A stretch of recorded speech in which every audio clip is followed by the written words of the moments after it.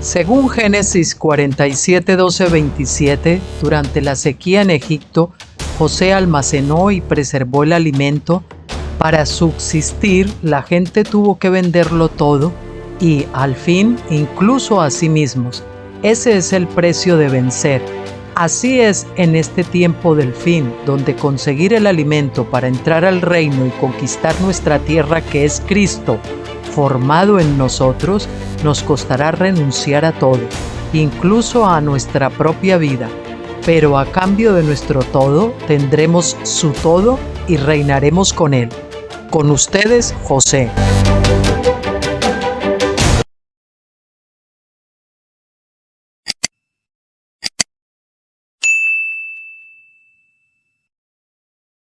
Hola, muy buenas tardes, muy bienvenidos, Ministerios Graneros de José, José con ustedes. Y como les decía ayer en el último vídeo, pues hoy continuamos con el estudio de Apocalipsis, primer libro del estudio Apocalipsis del Dr. Stephen Jones. Y hoy tenemos un capítulo muy especial. Vamos a agarrar solo uno porque es un poquito más largo, pero les ruego mucha atención porque es un capítulo que me ha parecido importante. Revelando a Cristo en la historia. ¿Cómo se revela a Cristo a través de la historia en el plan de Dios? Eso es lo que vamos a estar viendo hoy. Cristo se revela en nosotros y también a través de la historia gradualmente en esas etapas de Pascua, Pentecostés y Tabernáculos, ¿no? Y la revelación pues es una especie de eclosión de Cristo en nosotros que va fluyendo poco a poco a medida que nosotros vamos menguando. Bien, pues comencemos. Capítulo 5. Revelando a Cristo en la historia. Los primeros 5 capítulos del libro de Apocalipsis no son principalmente históricos, sino introductorios. Los 2 capítulos finales tampoco son históricos, sino que forman la conclusión. Esto no significa que no tengan un fundamento histórico o que las escenas representadas sean irreales, sino que son visionarias. Además, el segundo y tercer capítulo, que son los mensajes a las 7 iglesias de Asia, son proféticos de las edades de la iglesia.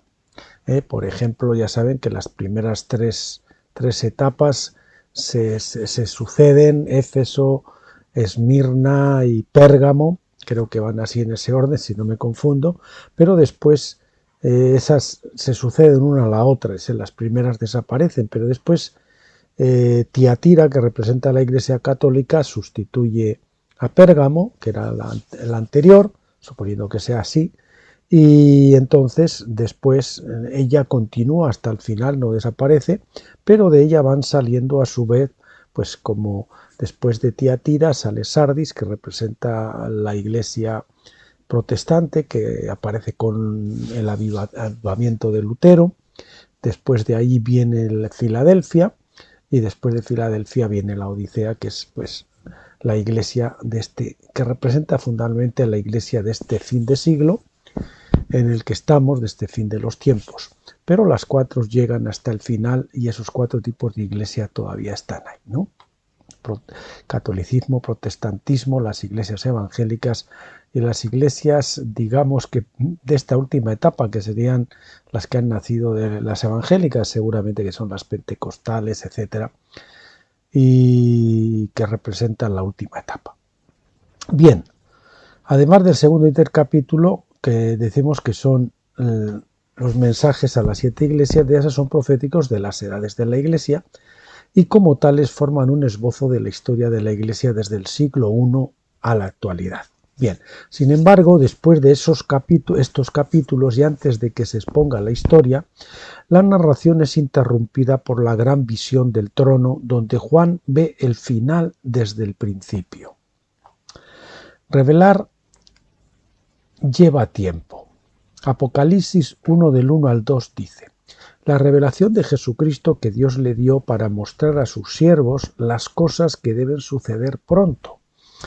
Y lo envió y lo comunicó por medio de su ángel a su siervo Juan, quien dio testimonio de la palabra de Dios y del testimonio de Jesucristo de todo lo que vio.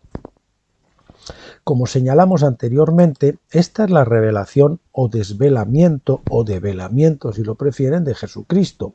Tiene un doble significado. Jesucristo mismo está siendo revelado y también Jesucristo está revelando la verdad profética a su pueblo, ¿no? Es decir, Jesucristo es revelado a sí mismo y se va revelando a sí mismo y además nos revela a la Iglesia el plan profético. Los acontecimientos históricos que se desvelarán nos proporcionan la revelación progresiva de Jesús mismo hasta que toda la tierra esté llena de su gloria, o sea, llena de su gloria. A nivel personal, la carne es un velo que debe rasgarse para exponer la gloria que hay dentro del creyente. Hebreos 10:20 nos dice que Jesús entró en el lugar santísimo a través del velo, es decir, su carne. Su carne cubrió la gloria interior durante todo su ministerio en la tierra, excepto por un breve momento en el monte de la transfiguración, donde se reveló su gloria. Lo mismo ocurre con nosotros. Nuestra carne debe ser vencida, es decir, rasgada, para poder revelar la gloria de Cristo en nosotros. Y eso lo tenemos especialmente en el cruce del Jordán cuando pasamos de Pentecostés a Tabernáculo, aunque lógicamente esa fiesta tiene que cumplirse históricamente para que nuestros cuerpos sean también glorificados y entonces la gloria se manifieste de lo que está dentro. Tal revelación lleva tiempo, ningún creyente se convierte en vencedor instantáneamente. La carne se quita pieza a pieza durante un periodo de tiempo, mientras Dios obra en nosotros para derrocar todos los ídolos del corazón.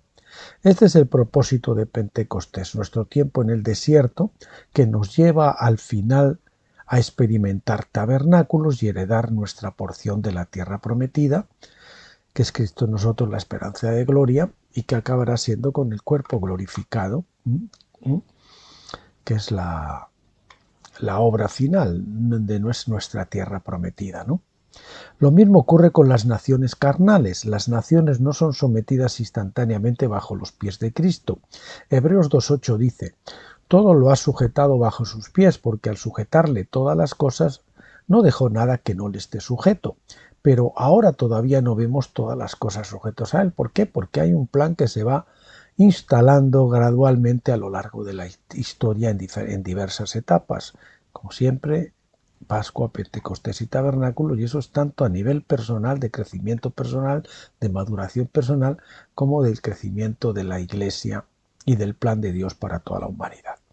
La muerte y resurrección y ascensión de Cristo garantizaron que todas las cosas estarían sujetas a su gobierno, sin excepciones, excepto el Padre mismo, 1 Corintios 15:28. Aún así, por tanto, la revelación de Jesucristo en los hombres y en las naciones no es instantánea, sino que se desarrolla a través del tiempo en un crecimiento y una progresión histórica. Revelado a nosotros y en nosotros. El propósito de Apocalipsis entonces es doble. Primero, revelar a Cristo mismo a nosotros y a las naciones del mundo. El segundo lugar es revelar a Cristo en nosotros y en las naciones. Esa es la apertura de sellos. A medida que vamos pasando de etapa en etapa, que a veces son aterradoras. No sé si conocen ustedes los libros de Rick Joyner, pero más o menos es así. Y ahí poco a poco va emergiendo la figura de Jesucristo en nosotros. Ahí lo vamos descubriendo. Se nos va manifestando gradualmente. En segundo lugar, es revelar a Cristo en nosotros y en las naciones. A medida que Cristo se nos revela en la historia, también emerge de nuestro interior, culminando con la manifestación o revelación o desvelamiento de los hijos de Dios al resto del mundo. Estos dos aspectos de su venida se declaran claramente en la segunda carta de Pablo a los tesalonicenses. Primero habla de la venida de Cristo en el nivel histórico, donde es revelado al mundo en segunda de Tesalonicenses 1:7, y para darle alivio a los afligidos y también a nosotros cuando el Señor Jesús se ha revelado, Apocalipsis, quiere decir descubierto, desde el cielo con sus ángeles poderosos en llamas de fuego. Eso es lo que dice segunda Tesalonicenses 1:7. Luego Pablo habla de la revelación en nosotros en segunda de Tesalonicenses 1 al 10, un poco más adelante. Dice, cuando venga para ser glorificado en sus santos en ese día y para ser admirado entre todos los que han creído, porque nuestro testimonio a vosotros fue creído. Esto representa la develación de los hijos de Dios cuando Cristo es glorificado en sus santos para ser admirado por todos. Es la manifestación de los hijos de Dios. Por lo tanto, se dice que los dos eventos, uno histórico y otro personal, ocurren al mismo tiempo, es decir, en ese día. Hay muchos a quienes no se les ha enseñado cómo los hijos de Dios serán develados al mundo, porque esta verdad ha sido escondida en gran parte por la doctrina del rapto. La teoría del rapto que se desarrolló en el conocimiento de la fiesta de tabernáculos, la teoría del rapto que se desarrolló sin el conocimiento de la fiesta de tabernáculos describe a los santos siendo arrebatados al cielo en lugar de manifestándose en la tierra. Si hubieran entendido la fiesta de tabernáculos, habrían visto que el arrebatamiento, el harpazo, ocurre en el octavo día de tabernáculos, cuando los hijos de Dios son glorificados, pero vuelven el mismo día para ser manifestados y admirados, es decir, maravillados, por todos los que los vean. Para un estudio más detallado de la fiesta de tabernáculos, vea mi libro El rapto visto a la luz de tabernáculos, que ya saben que es el libro que hemos estado estos días también poniendo en vídeo, y que ya nos queda, creo que solo un último vídeo para terminarlo. También lo tienen en el enlace y en la columna y de la derecha del blog Tabernáculos, en la columna de la derecha, tienen un apartado al principio casi, donde ponen libros traducidos y revisados del doctor Stephen Jones, y ahí entre todos esos libros pueden encontrarlo. Los siervos. Apocalipsis 1.1 identifica a Juan como un siervo, el siervo esclavo. También dice que el mensaje debía ser mostrado a sus siervos, es decir, a sus esclavos. Pero la idea del siervo esclavo no debe verse con lentes griegas, sino desde una perspectiva hebrea. La esclavitud hebrea no era precisamente una esclavitud pues como la de los negros en Estados Unidos o como la esclavitud griega o romana, ¿no? Pablo también se llamó a sí mismo siervo en Romanos 1.1. ¿Por qué Pablo y Juan favorecieron esta posición? Porque no se llamarían a sí mismo hijos o incluso amigos de Cristo. Jesús dijo en Juan 15:15, ya no os llamo siervos, esclavos, porque el siervo no sabe lo que hace su amo, sino que os he llamado amigos porque todas las cosas que oí de mi Padre os las he dado a conocer. Además leemos en Juan 8, del 34 al 36, Jesús le respondió, de cierto os digo que todo el que comete pecado es esclavo del pecado. Y el esclavo no se queda en la casa para siempre, el Hijo permanece para siempre. Por tanto, si el Hijo os hiciese libres, seréis verdaderamente libres. Un amo o dueño de esclavos siempre tenía la autoridad para liberarlos si así lo deseaba. En otras palabras, ser siervo esclavo no era necesariamente una posición permanente.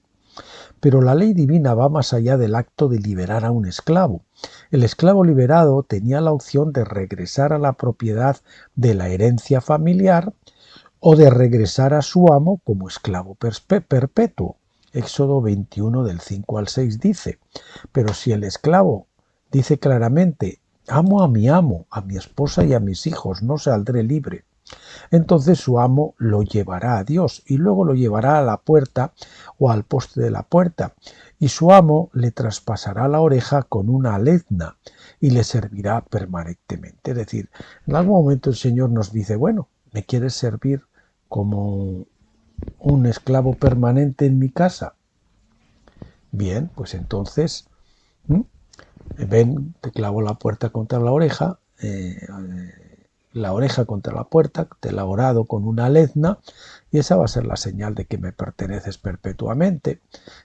Pero, claro, ¿por qué regresa? Porque es un amo bueno, un amo con el que merece la pena vivir, más que es preferible estar siendo un esclavo de él que no serlo. Y por eso el esclavo regresó. Y eso es lo que nos ocurre a nosotros cuando de alguna manera llegamos a ese tiempo de madurez donde Dios nos dice, bueno, ¿te quedas o vas a seguir viviendo para ti? Bien, pues no, voy a seguir trabajando para ti. Entonces Él, orada nuestro Señor, quiere decir que ahí a partir de entonces nosotros, cuando nos hemos rendido, hemos muerto a la carne, empezamos a escuchar la voz de Dios. Ese es el simbolismo de horadar la oreja, ¿no? El oído. Ningún esclavo desearía convertirse en esclavo permanente si no amara a su amo. Es evidente que la esclavitud bíblica no es una licencia para maltratar a los esclavos. Éxodo 21 del 26 al 27. La Biblia no les da a los amos el poder de vida o muerte sobre ningún esclavo. Éxodo 21:20. Por lo tanto, la Biblia contempla lo impensable en lo que respecta a las opiniones de los hombres sobre la esclavitud, que un esclavo amara tanto a su amo que quisiera permanecer con él como esclavo permanente. A estos esclavos se les abrían, es decir, horadaban las orejas perforando los lóbulos con un punzón o lezna. Eso profetizaba espiritualmente que el esclavo escuchaba la palabra de su amo y estaba de acuerdo con esa palabra. Si bien pudo haber comenzado como un esclavo involuntario, obligado por la ley a servir a su amo a causa de alguna deuda del pecado, más tarde aprendía a amar a su amo y llegaba a servirlo por amor más que por coacción. Por amor más que por coacción. Yo recuerdo que en una cierta ocasión el Señor me dijo, bueno, me dio a elegir, tú eliges, yo te voy a bendecir, pero si quieres el... hay dos planes, el plan perfecto que yo tengo para tu vida o el plan que tú quieras donde yo te voy a bendecir también. Yo entendía que el Señor se decía que me iba a bendecir económicamente, que me iba a prosperar, o había un plan perfecto que era ser su doulo, su esclavo, ¿no? Permanecer en su casa y servirle solo a él, ¿verdad? Y bien, yo elegí el plan perfecto, no elegí ser bendecido simplemente y prosperado. Yo quería estar con él y servirle a él y ser su siervo, su esclavo.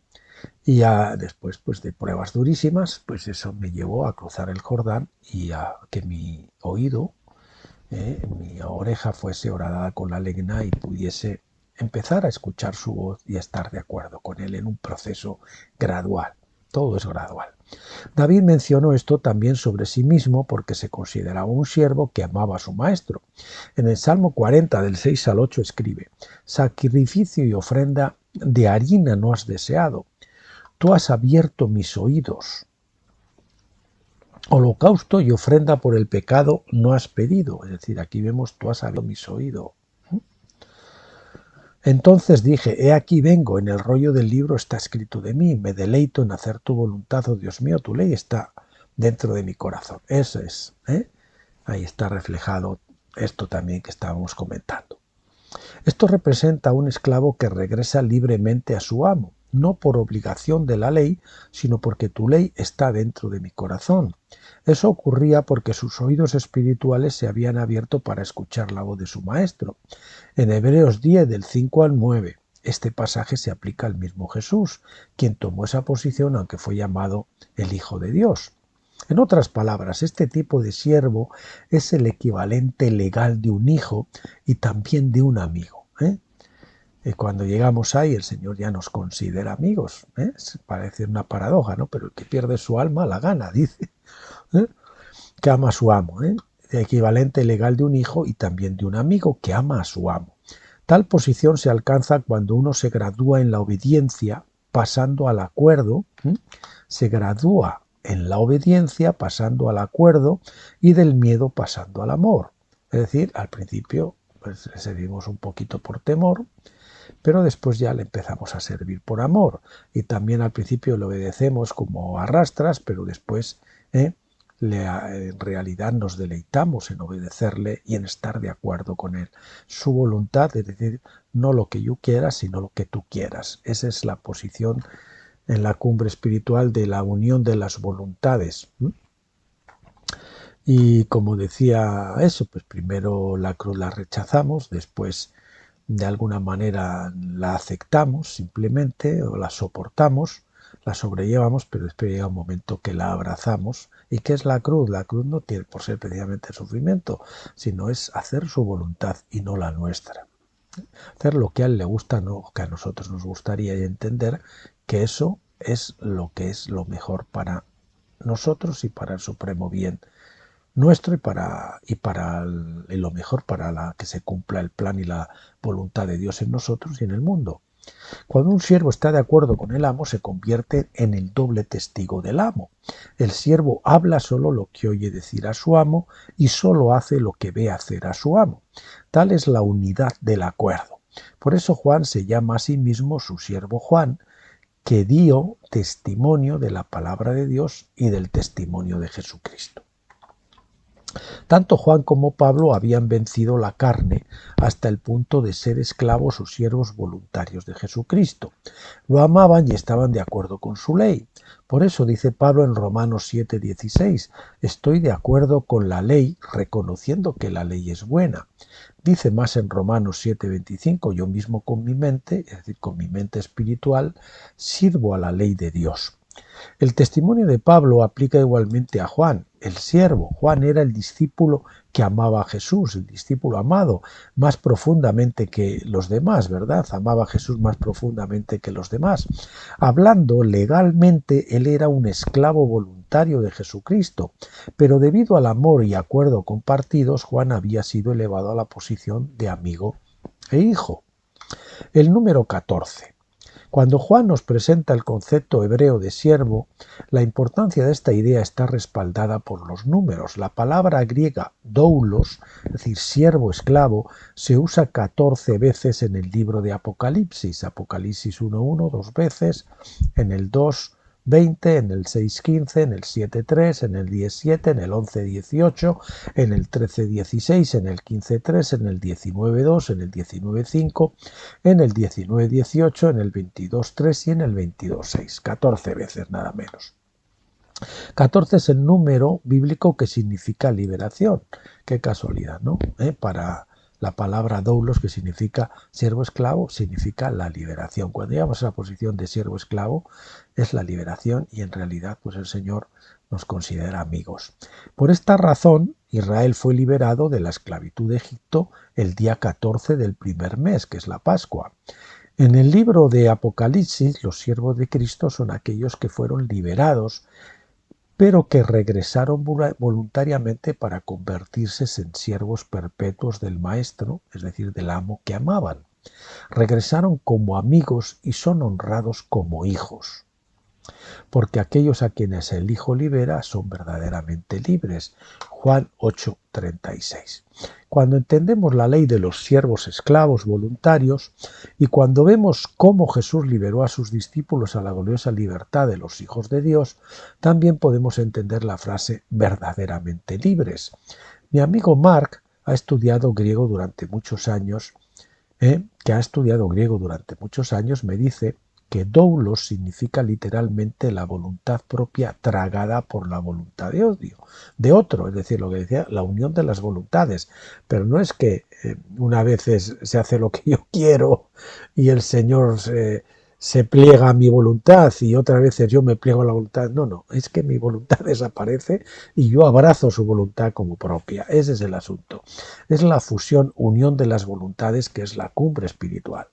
Esto es lo que sucede cuando un siervo voluntario llega a un acuerdo total con la voluntad del maestro amo. Tal unidad es el resultado pleno del amor divino. En un momento a Marcos le hicieron una pregunta: ¿cuál es la imagen perfecta del amor del Padre? Su respuesta fue: el ágape está representado en el siervo voluntario, en el doulos. Por tanto, Juan usa doulos 14 veces para decirnos que estos no son meros siervos, sino siervos voluntarios que han regresado como amigos e hijos de Dios, que son regresados como amigos y son considerados y tratados y honrados como hijos de Dios. La menra de Dios. El libro de Apocalipsis es una extensión del libro de Daniel, pero también es una secuela del Evangelio de Juan.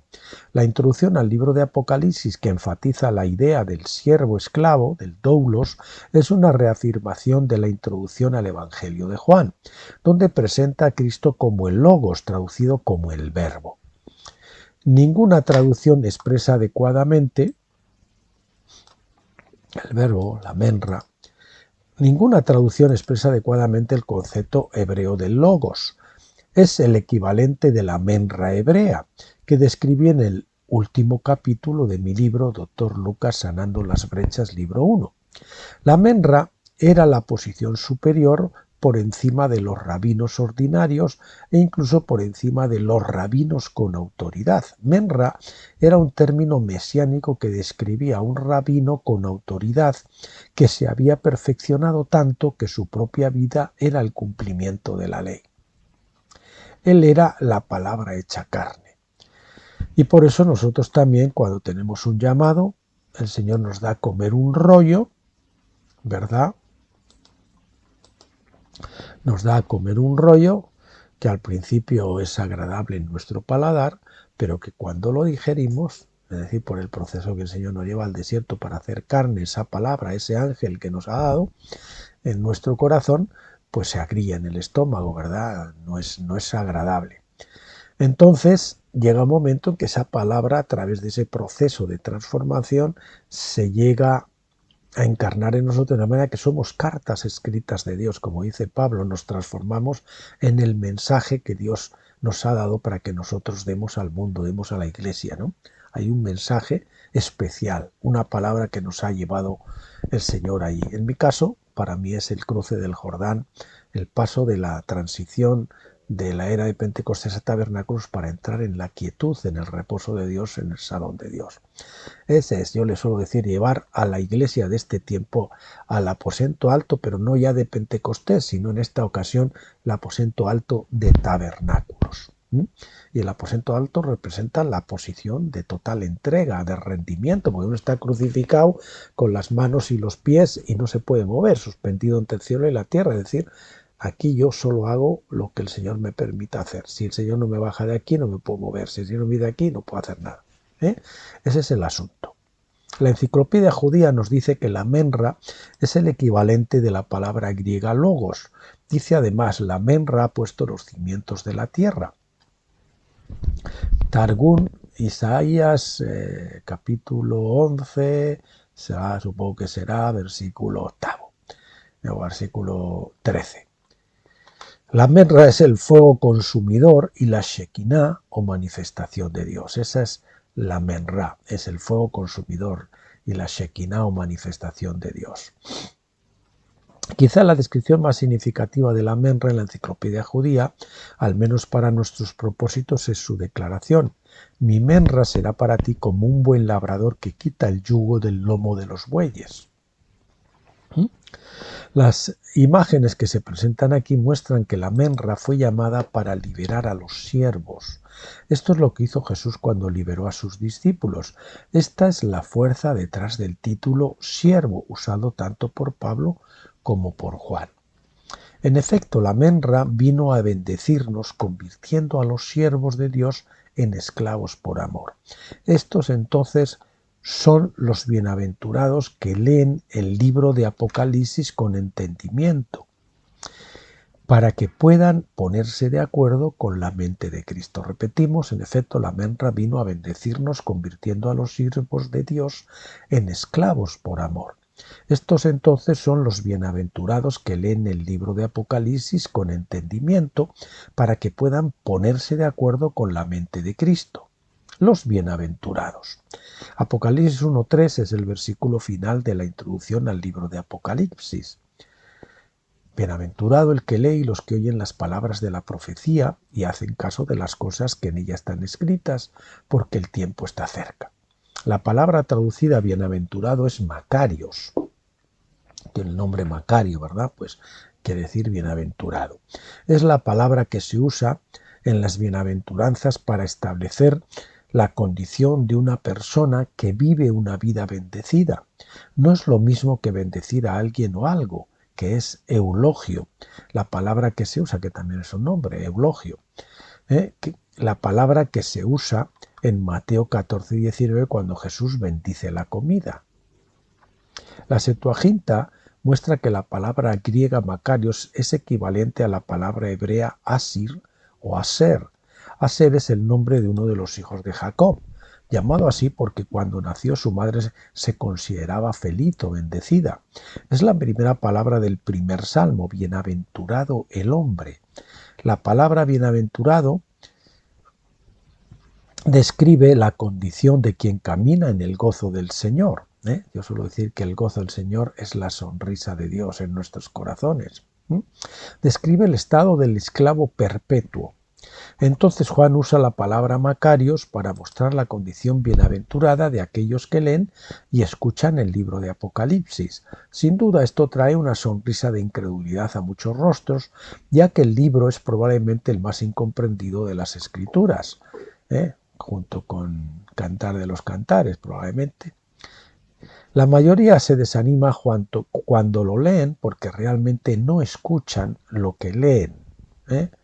La parte de la revelación aparte de la revelación del Espíritu Santo, es decir, sin la revelación del Espíritu Santo, a ver que se entiende mejor así, sin la revelación del Espíritu Santo,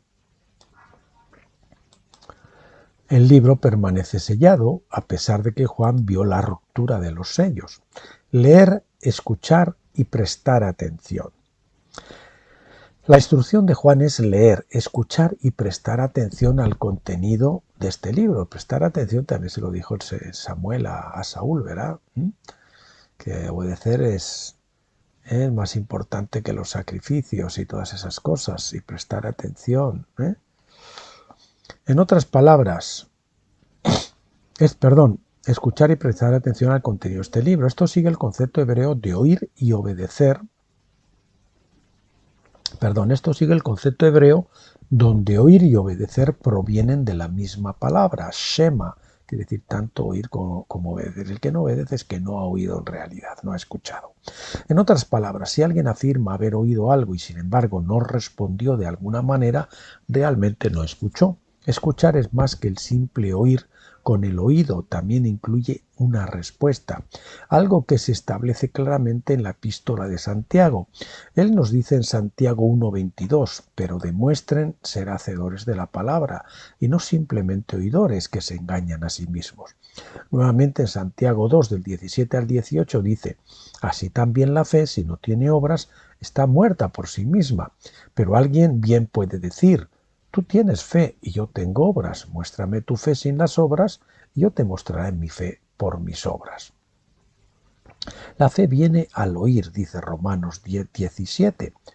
Pero el concepto hebreo de oír incluye una respuesta, es decir, no solo oír, sino escuchar. Entonces, si has escuchado, realmente vas a hacer algo al respecto. Solo los muertos no responden.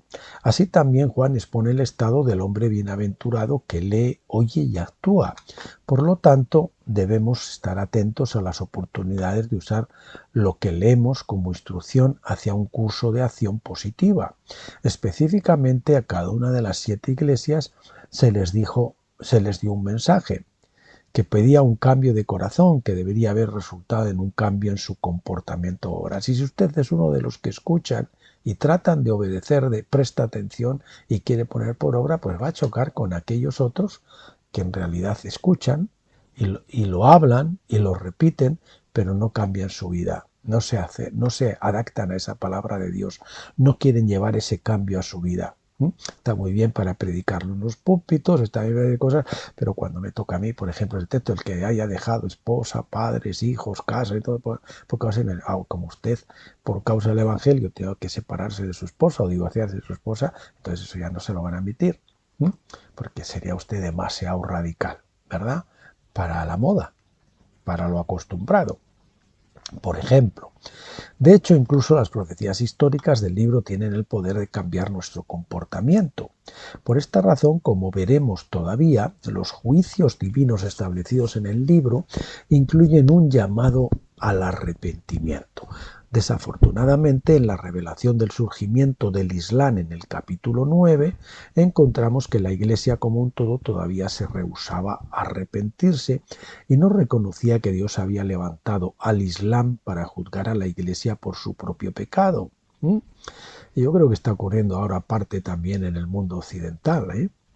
Apocalipsis 9:21 nos dice: y no se arrepintieron de sus asesinatos, ni de sus hechicerías, ni de su inmoralidad, ni de sus robos.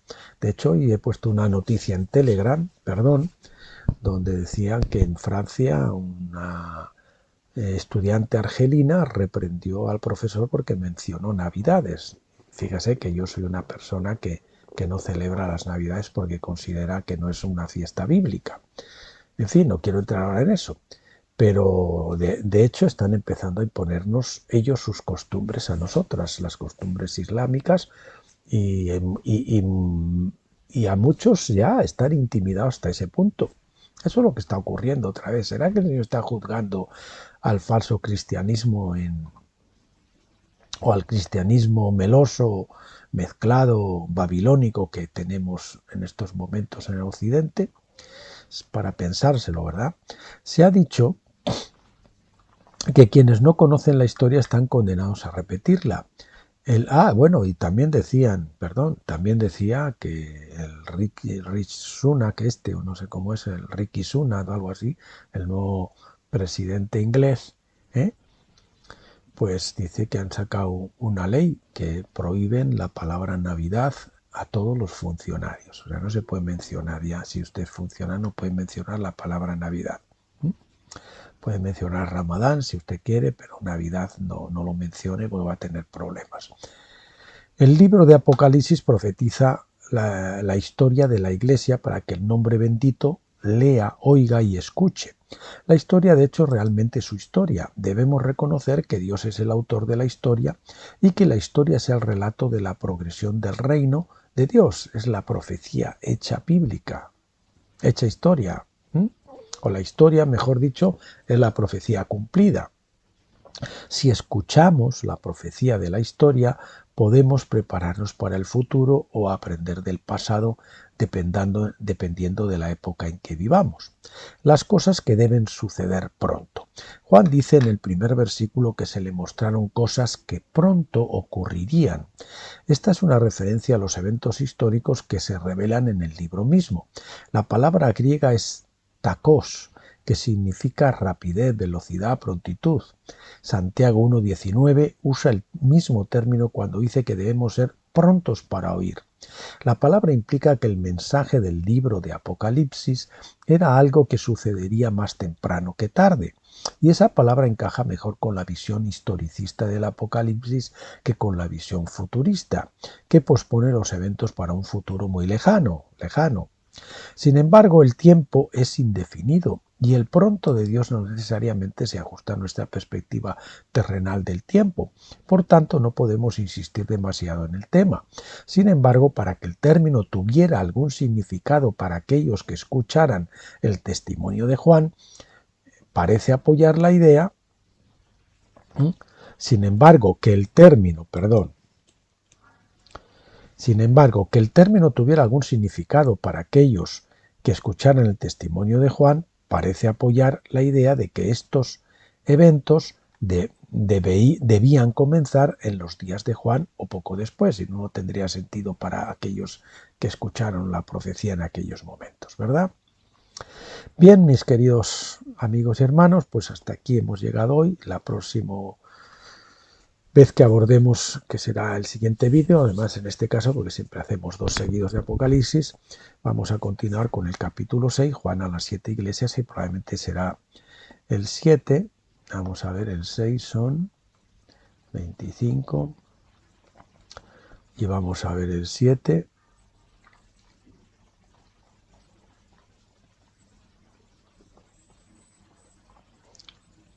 bueno, parece que no, que va a ser este solo también, porque es bastante largo este capítulo también.